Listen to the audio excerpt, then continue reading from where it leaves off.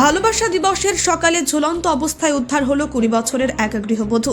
মৌসুমীর পয়লাঘেরি এলাকায় শুক্রবার সকালে এই ঘটনা ঘিরে ব্যাপক চাঞ্চল্য ছড়িয়েছে। মৃতার নাম আমিনাহার খাতুন। স্থানীয় সূত্রে জানা গেছে, মৃতার স্বামীর নাম নূর মোহাম্মদ খান। দীর্ঘদিন ধরে ভিন রাজ্যে কর্মরত ছিলেন এবং ঘটনার দিনই বাড়ি ফেরার কথা ছিল, কিন্তু তার ফেরার আগেই ঘটে যায় এই মর্মান্তিক ঘটনা।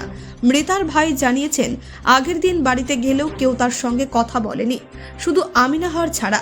সংবাদ পেয়ে ফ্রেজারগঞ্জ কোস্টাল থানার পুলিশ এসে মৃতদেহ উদ্ধার করে ময়নাতদন্তের জন্য পাঠায়। অভিযোগ উঠেছে, দেহ পরিবারের হাতে না দিয়ে তড়িঘড়ি মর্গে পাঠানো হয়। জানিয়ে মৃতার বাবার বাড়ির লোকজন ক্ষোভ প্রকাশ করেন এবং পুলিশের বিরুদ্ধে বিক্ষোভ দেখান। পরিবারের অভিযোগ, বিয়ের পর থেকেই পণের দাবি ছিল, জানিয়ে অশান্তি চলছিল। পুলিশ ইতিমধ্যে মৃতার শ্বশুরকে আটক করেছে এবং তদন্ত শুরু হয়েছে।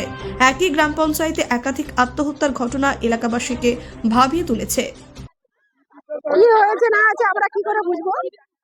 আমরা তো এসেই তো দেখতেই পাইনি, তুলে নিয়ে চলে গেল বাবার বাড়িতে। আমরা কিছু শুনতেও তো পাইনি, এসে দেখছি শুধু পেপারটা খুলে আমাদেরকে দেখিয়ে দিয়েছে। এই ছেলেটাকে জিজ্ঞেস করুন। আমি আমি যে কাল থেকে আসছি, আমার নাম জানি না। কাল থেকে এসেছি। হ্যাঁ, আমার সাথে কেউ কথা বলে না, আমার দিদি ছাড়া আমার সাথে কেউ কথা বলেনি। আমার সনবাবু বলতেছে যে নাকি তুই কাজ করতে, কাজ করি না ওখানে, আমি করি না, এই ছাড়া আর কোনো কথা কয়নি আমার সাথে। এখনো পর্যন্ত কেউ কথা হয় ঝগড়া টগড়া আমি যখন না আসি তাই ঝগড়া আমি দেখি। হ্যাঁ, আগে হতে পারে।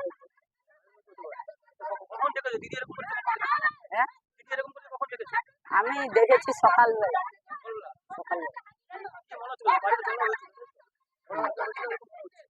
আগে হয়েছে না, আমার সাথে আমার দিদি ছাড়া আমার সাথে আর কেউ কথা বলে না, আমার সাথে কথা বলে। জামাইবাবু কেরল থেকে এসছে, তাই এখনো দেখাবেন দুর্গাপুরে। হ্যাঁ, চলে এসছে। দিদি থাকে আর সোনবাবু থাকে আর সোনমা থাকে আর কে আর দিদি দিদি নন্দ আরো ছিল। সে গানি সিদ্ধি কালকে দুপুরবেলা।